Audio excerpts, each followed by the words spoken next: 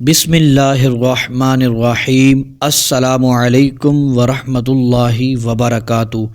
یوم عاشورہ کا خاص وظیفہ ہے، 10 محرم کو یہ لازمی کریں، پھر سال بھر یہ گھڑی نصیب نہیں ہوگی، اللہ عز و جل کی خاص رحمتیں ملیں گی۔ محترم دوستو، یہ عمل خاص 10 محرم کا ہے، اور 10 محرم کی کیا بہاریں ہیں، اتنا قیمتی دن ہے۔ اس دن جو مانگیں گے اللہ عز و جل آپ کو عطا فرمائے گا۔ اس دن نواسۂ رسول صلی اللہ تعالی علیہ وسلم کو آزمایا گیا، وہ اس آزمائش اور امتحان میں کامیاب ہو گئے۔ آج تک حسین حسین نام لیا جا رہا ہے، اور آج تک لوگ ان کو یاد کر رہے ہیں، اور رہتی دنیا تک لوگ امام حسین، امام عالی مقام رضی اللہ تعالی عنہ کو یاد کرتے رہیں گے۔ آپ بھی کامیاب ہونا چاہتے ہیں، آپ بتائے گئے طریقے کے مطابق یہ عمل کر لیں، انشاءاللہ عز و جل پھر دیکھیے گا آپ کی آنکھوں کے سامنے عجائبات کھلیں گے اور معجزات واقع ہوں گے۔ اللہ عز و جل آپ کی تمام خواہشات کو پورا فرما دے گا۔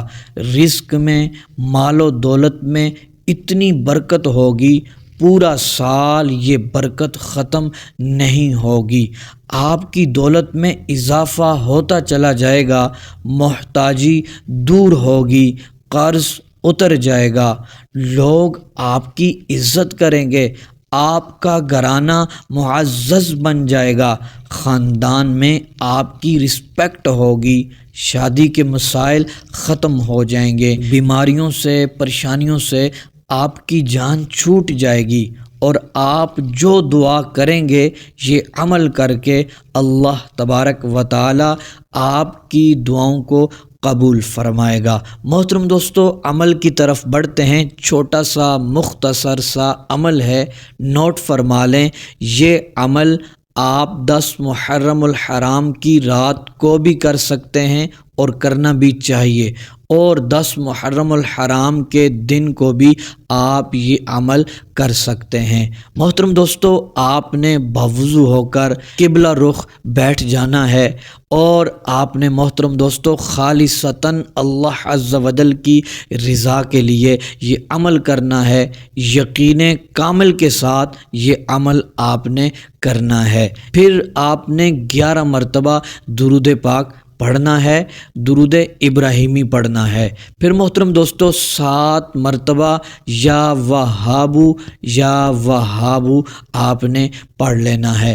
پھر آپ نے 313 مرتبہ سورۃ الاخلاص کو پڑھنا ہے۔ محترم دوستو، سورۃ الاخلاص کو پڑھنے کے بعد آپ نے 7 مرتبہ یا وہابو پھر پڑھنا ہے۔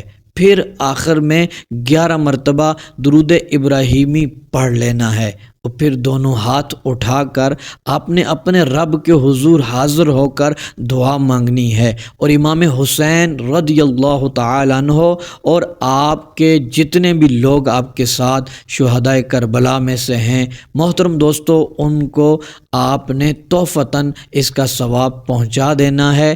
پھر آپ نے دعا کرنی ہے، ان کے وسیلے سے دعا کرنی ہے، رب سے مانگنا ہے، مالک مولا ان تیرے نیک بندوں کا صدقہ، مالک مولا میری حاجتوں کو پورا فرما دے، مالک مولا تیرے یہ پاک بندے تو نے ان کے اوپر آزمائش کی، یہ کامیاب ہو گئے، کس مظلومیت کے ساتھ ان کو شہید کر دیا گیا، مالک مولا ان کے صدقے مجھ پہ کرم فرما دے۔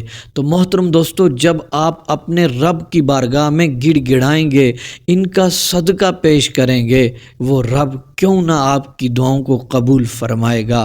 محترم دوستو، انشاءاللہ عز و جل جس نیت سے اور جس ارادے سے آپ نے یہ عمل کیا ہوگا، اللہ تبارک و تعالی آپ کی حاجتوں کو پورا فرما دے گا۔ اللہ تبارک و تعالی آپ کی دعاؤں کو شرف قبولیت عطا فرمائے گا، انشاءاللہ عز و جل۔